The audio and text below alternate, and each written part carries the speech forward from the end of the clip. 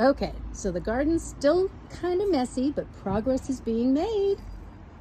Tonight, I put up the bean towers and I planted the bean seedlings.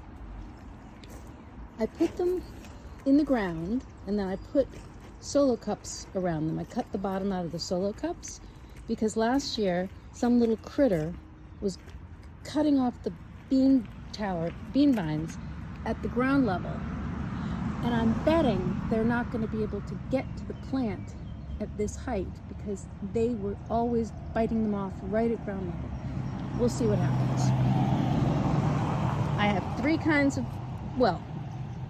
I have two kinds of Romano beans, regular and yellow, and I'm growing tricolor pole beans. So those will be yellow, purple, and green. It's kind of fun. Little update on Mary's strawberries. Yay! Baby strawberries! These plants aren't that old. They haven't been around that long. I'm really delighted that we're going to get as many strawberries as we should. The ones in the back are actually purple strawberries. That'll be exciting. I put the tomato towers in the beds where the tomatoes will go just to make sure I had enough supports. Meanwhile, in this bed, I raked in fertilizer and compost. I turned the beds, and tonight I planted 36 corn plants. They're so cute, but they'll get big pretty quickly.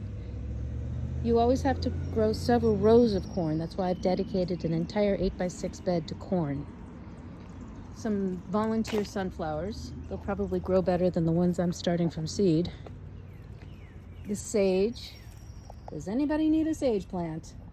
I've got lots of sage, and it keeps on propagating, which is awesome. Meanwhile, the tomato seedlings. They've been out for days now. They're doing pretty well.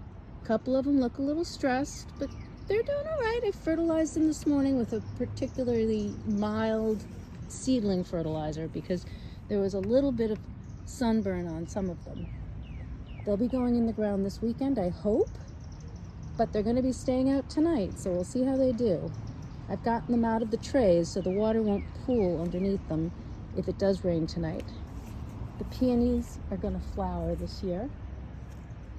Oh, I can't wait.